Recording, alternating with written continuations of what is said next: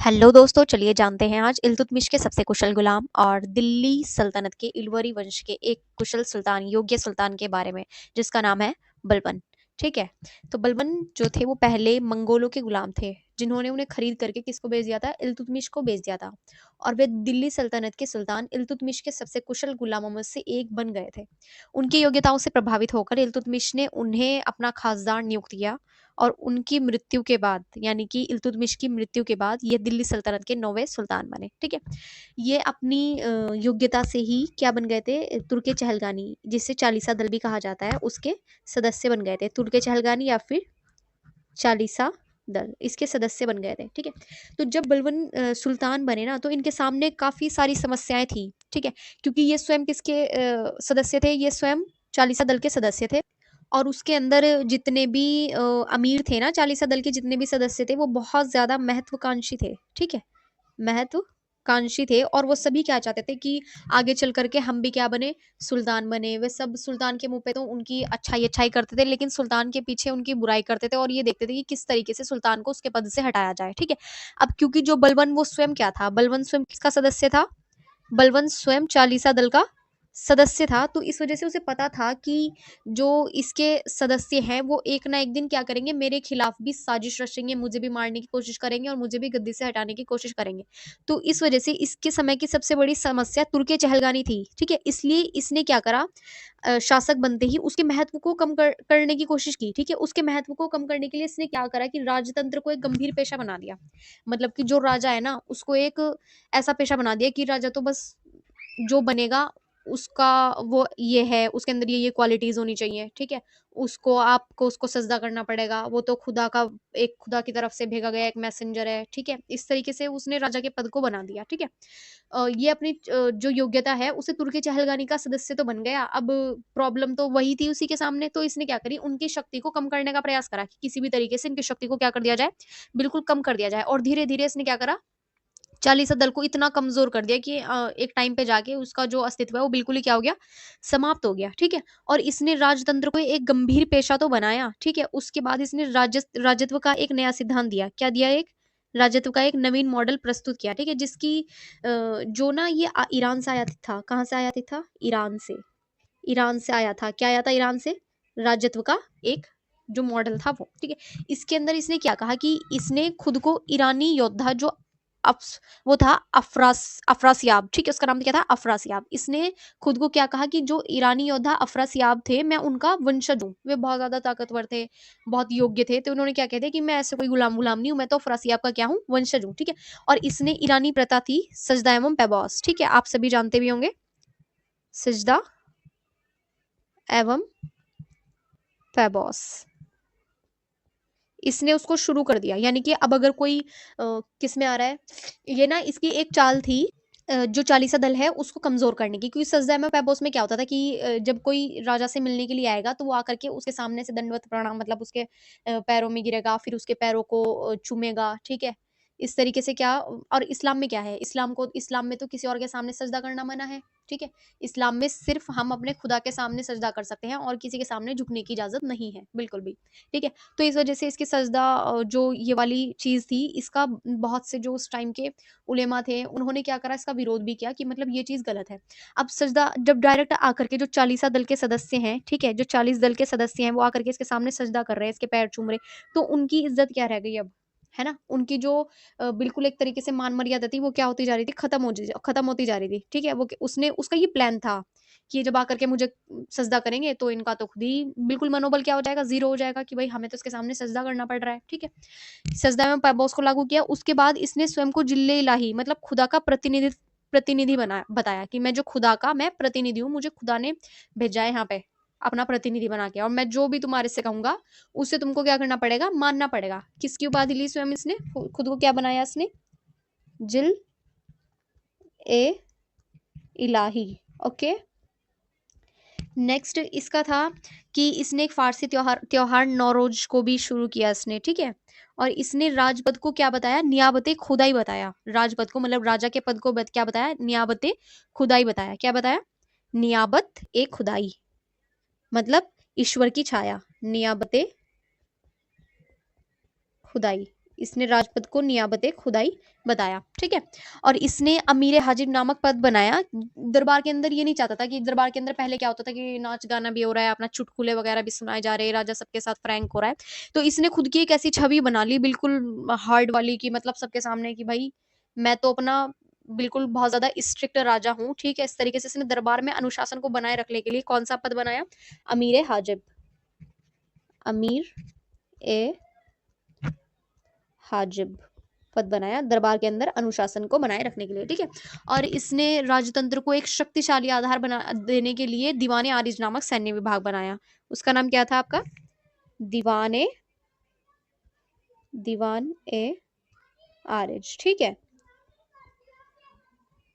अब इसके बाद ये क्या करता है कि जो चालीसा दल के प्रमुख प्रमुख सदस्य थे ना, मतलब जो इसको देख के ऐसे लग रहा था कि हाँ ये ज्यादा बहुत ज्यादा महत्वाकांक्षी है और आगे चल करके ये मेरे विरुद्ध क्या रच सकते हैं, षड्यंत्र रच सकते हैं और मुझे गद्दी से हटाने का प्रयास कर सकते हैं। तो इसने उनकी शक्ति को कम करने के लिए उनके प्रमुख व्यक्तियों की क्या करा दी? हत्या करा दी, ठीक है। और जो अन्य सदस्य थे, जो चालीसा दल के अन्य सदस्य थे, उनको क्या कर दिया? उनको दूर दराज के इलाकों में भेज दिया, ठीक है। ताकि जब जब वो इसके पास होंगे ही नहीं तो वो क्या करेंगे? षड्यंत्र रच ही नहीं सकेंगे, कुछ भी षड्यंत्र नहीं रच सकेंगे, ठीक है। इसका एक भतीजा था, शेर खां था जिसका नाम, ठीक है। वो भी बहुत ज्यादा महत्वाकांक्षी था, ठीक है। वो भी मतलब क्या चाह रहा था कि भाई मैं भी राजा बन जाऊं, ठीक है। तो इसने उसकी महत्वाकांक्षा को बढ़ते हुए देख करके उसे क्या कर दिया? उसे जहर दे के मरवा दिया कि चलो भाई जहर खाओ और दफा हो, ठीक है, क्योंकि राजा तो मैं हूँ, ठीक है। इसके समय क्या होता है? बंगाल के शासक थे तुगरिल खान, ठीक है। बंगाल के शासक कौन थे? तुगरिल खान। उन्होंने क्या कर दिया? विरोध कर दिया तुगरिल खान ने, ठीक है। अब क्योंकि ये जो था ना बलवन, ये ना दिल्ली से बाहर नहीं जाता था क्योंकि इसको हमेशा खतरा रहता था कि पता चल रहा मैं बाहर जाऊं और पीछे से कोई मेरे विरुद्ध विद्रोह करके मुझे हटा दे गद्दी से और खुद गद्दी पे बैठ जाए, ठीक है। लेकिन अब इसने इतना ज्यादा खौफ पैदा कर दिया था ना वहां की जनता में भी, और चालीसा दल के सदस्य जो थे उनको इधर उधर दूर दराज के इलाकों में भेज दिया, कुछ के सिर कटवा दिए, किसी को मरवा दिया। तो अब सबके दिल में बहुत अच्छा खासा खौफ बैठ चुका था, ठीक है। अब तुगरिल खान ने करा? विद्रोह कर दिया। तो ये पहली बार दिल्ली से बाहर गया था, ठीक है। इस टाइम पे ये पहली बार क्या गया? दिल्ली से बाहर, दिल्ली से सॉरी मतलब अपने उससे दिल्ली, हाँ दिल्ली में ही तो था इसकी राजधानी, दिल्ली से कहाँ गया था? बाहर ये पहली बार गया था, ठीक है। अब वहां जाकर के इसने क्या किया? तुगरिल खां को भी और उसके जितने भी सहयोगी थे जिन्होंने उसका साथ दिया था उनको मार के वहीं पे लटकवा दिया। और जो तुगरिल खां की गर्दन थी उसको दिल्ली लेकर के आ गया और सबको दिखाया कि मतलब अगर तुम कुछ मेरे खिलाफ करने की कोशिश भी करोगे ना तो तुम्हारा हाल भी यही होगा जो तुगरिल खां का हुआ है, ठीक है। इससे लोगों के दिलों में क्या हो गया? लोगों के दिलों में बहुत ज्यादा खौफ पैदा हो गया। अब खौफ पैदा हो गया। इसका एक बेटा भी था, बुगरा खां, ठीक है। छोटा बेटा था बुगरा खां, ठीक है। ये भी बहुत ज़्यादा भाई, इसके भी बड़े ख्वाब थे कि भाई मैं भी राजा बनूँ, मेरा बाप कब को मरे, ठीक है। लेकिन अब जब दिख रहा है ना कि इसे पता चल गया था कि मेरा बच्चा मतलब ऐसे राजा बनना चाहता है, तो उसने जाकर के उसे सर दिखाया, देखो ये रहा तुगरिल खां का सर, ठीक है। और उसे कहाँ का? बंगाल का ही गवर्नर बना दिया, ठीक है। बंगाल का गवर्नर बना दिया उसे। उसने कहा कि अगर तुमने कभी भी मेरे खिलाफ मतलब कोई साजिश रचने की, विद्रोह करने की कोशिश करी तो भूलना मत कि मतलब अंजाम क्या हो रहा है सबका, ठीक है। तो इसके दिल में भी बहुत ज़्यादा खौफ पैदा हो गया। इसके दिल में इतना ज़्यादा खौफ पैदा हो गया कि जब बलवन की क्या होती है? मृत्यु होती है ना, ये उसके बाद वहाँ पे शासन करने भी नहीं जाता। ये वहाँ पे राजा बनने की कोई कोशिश भी नहीं करता। और बलवन के बाद कौन बैठता है? कैकुबाद गद्दी पर बैठता है। कैकुबाद, ठीक है? उसका लड़का ही कैकुबाद क्या बैठता है? गद्दी पर बैठता है, ठीक है? और इसने जो ये इस तरीके से काम कर रहा था ना ये कि भाई बहुत ही कठोरता से और शक्ति के बल पर शासन चला रहा था। इसे ही इसको क्या इसकी क्या बोली जाती है? लौह और रक्त की नीति बोली जाती है, जो कि बिस्मार्क ने भी अपनाई थी, ठीक है। लौह और रक्त की नीति का अर्थ क्या होता है? लौह और रक्त की नीति का अर्थ होता है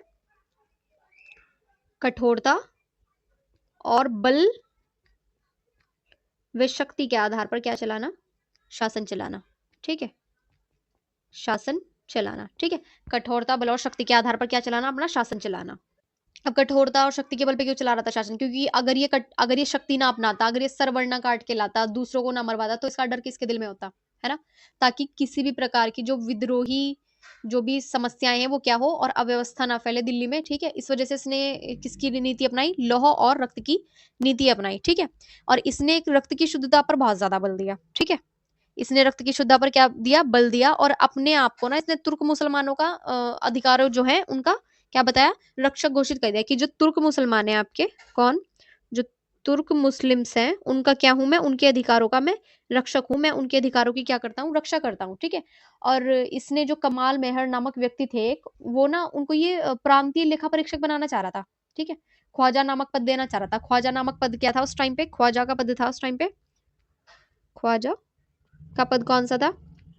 प्रांतीय लेखा परीक्षक, ठीक है? मतलब ख्वाजा का काम था जो प्रांत का है उसका लेखा जोखा रखना, लेखक, लेखा, लेखा है ये, परीक्षक, ठीक है? अब इसको ये बनाना चाह रहा था, लेकिन फिर इसे पता चल गया कि ये तो भाई निम्न कुल से है, तो इसने क्या करा, उसको पद नहीं दिया वो, क्योंकि इसे पता चल गया था कि ये निम्न कुल से उत्पन्न है, ठीक है? और इसने एक सक्षम न्याय व्यवस्था पर बल दिया। इसने बदायूं के जो गवर्नर थे मलिक बकबक, और जो अवध के गवर्नर थे हैबत खान, ठीक है? बदायूं के कौन थे? मलिक बकबक, मलिक बकबक, ठीक है? और बदायूं के कौन थे आपके? हैबत खान, हैबत खान। इसने इनको क्या करा, इन्होंने अपने दासों को सताया, मान लो उनके साथ कोई अमानवीय व्यवहार किया हो, तो इसने उन इस आरोप में उनके ऊपर 500 कोड़े लगाने की सजा दी। अब ये किस चीज को 500 कोड़े लगवा दिए इसने, कि भाई ये तो गवर्नर थे, इनको कोड़े कौन मारेगा, ठीक है?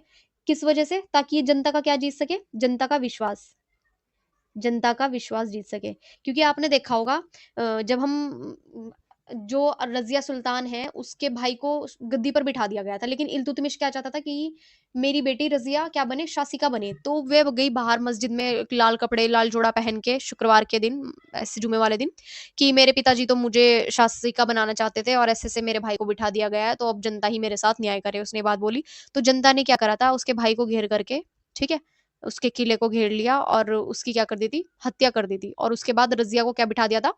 कुर्सी पर बिठा दिया था। तो इस वजह से बलबन ने क्या करा, जनता का भी, क्योंकि अगर आपको कुर्सी पे बैठा रहना है ना, तो आप चाहे कितनी ही शक्ति, कितना ही बल लगा लो, बल कठोरता पूर्वक शासन चला लो, लेकिन अगर जनता ही आपके साथ नहीं है ना, तो फिर आप शासन नहीं चला सकते। इस वजह से इसने जनता का भी विश्वास जीतने के लिए क्या करा, उनको 500 करोड़ की सजा लगवाई, ठीक है? अब मान लो लाहौर रक्त की नीति में क्या था कि जो कोई अमीर हो गया, अधिकारी हो गया था, ठीक है, तो राजा के आदेश की क्या नहीं कर सकता था, वो अवहेलना नहीं कर सकता था, ठीक है?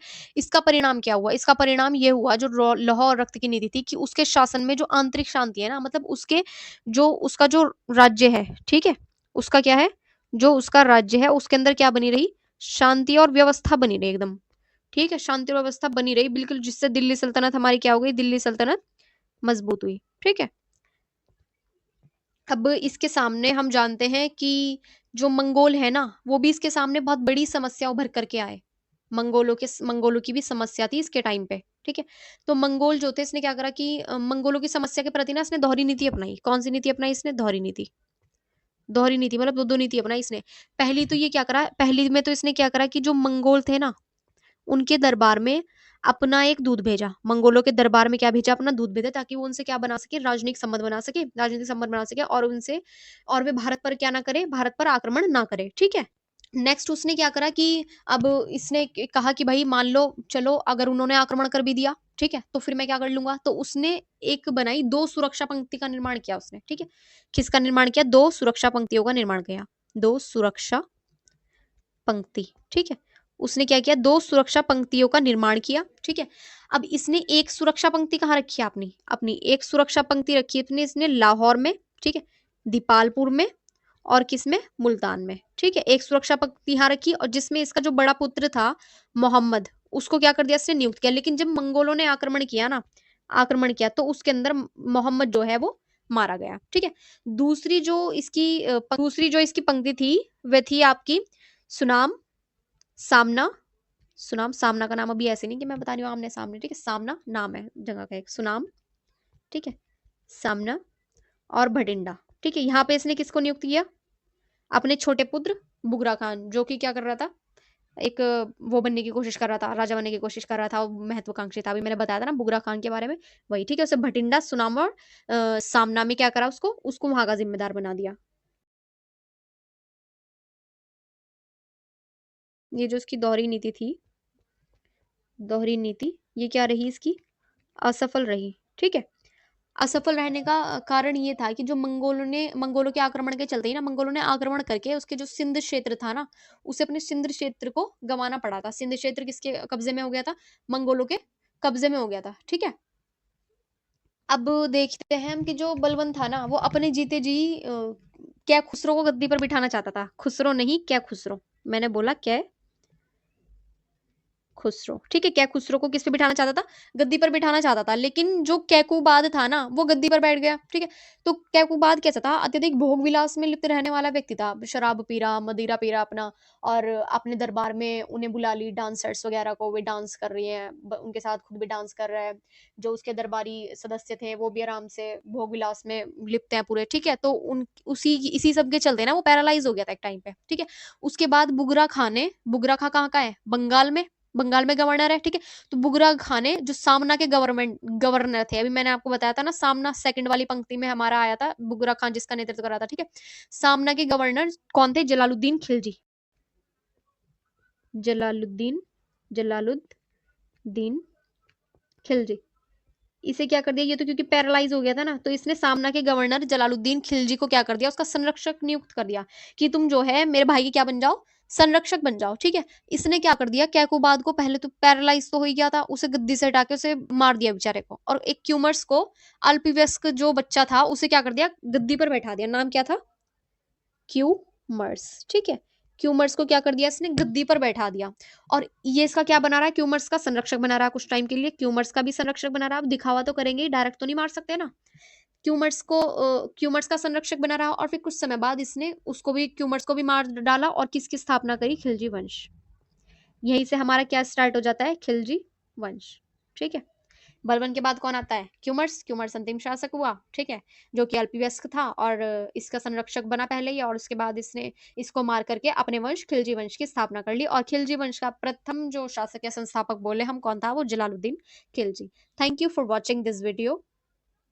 इससे पहले के पार्ट्स भी आपको हमारी शॉर्ट वीडियो में ही मिल जाएंगे।